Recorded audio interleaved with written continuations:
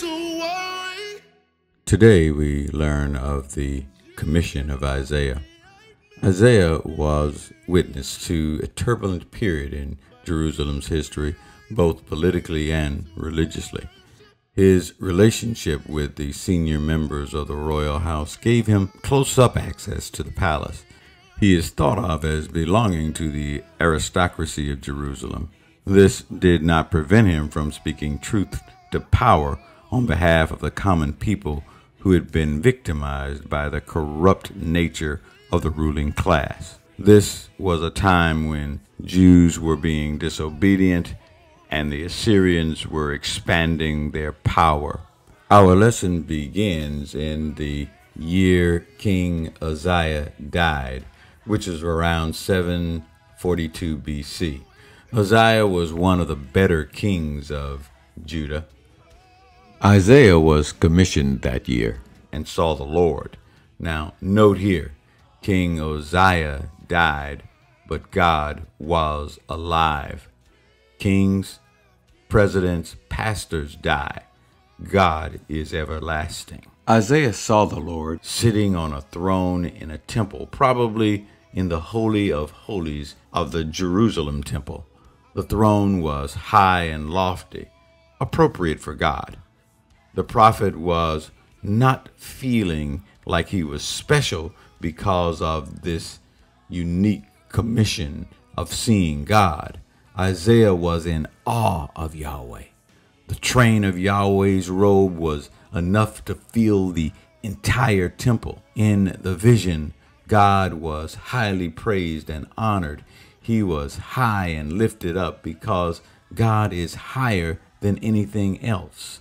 Second note, God should be our priority. Isaiah saw seraphim flying in the temple over the Lord's head. Seraphim are heavenly entities not mentioned anywhere else in the Bible, but they were not just some celestial pet. They had 6 wings, 2 used to fly and the other covered them from God. They had power for the sound of their voice. The mere voice shook the door frames and caused the temple to fill with smoke. Isaiah heard them calling, "Holy, holy, holy is the Lord," proclaiming God to be 100% pure. Isaiah is terrified. He cries out, "I'm about to be destroyed," because it was thought that seeing God led to death. Assessing himself, Isaiah says, "My mouth speaks sinful words. I live among people who speak sinful words, and now I see the Lord with my own eyes."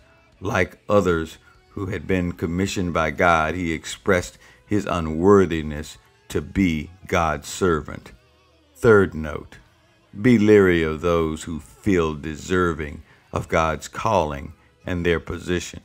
Leaders who think they were selected because they have the answers probably don't. Isaiah, like so many others, was making excuses now, using his sin as a reason not to serve God. God removed that excuse in one instance, for one of his messengers took a burning coal from the altar and touched Isaiah's lips. The fire is symbolic of purification. Isaiah's sins would no longer be remembered. After God took away Isaiah's sin, Isaiah actually heard God speak. This is the commission, because he asked, "Who will I send? Who will go for me?" In essence, who will go out and speak to my people for God? And Isaiah's reply was, "Here I am, send me." He was prepared. Fourth note, God can remove all excuses and prepare us to serve his people. We just have to be ready. For modern-day Christians, this lesson teaches us that God grants us talent, but talent is worth nothing if we don't use it. What good are hands that can build a home for the homeless if these hands are lazy and drunk? Tell me, what good will come? Talent will atrophy, shrivel, shrink, go away if we don't use it? What good is a tongue that can bring a lesson to life for those eager to learn His word if that tongue is still, silent, and selfish? Tell me, what good can come?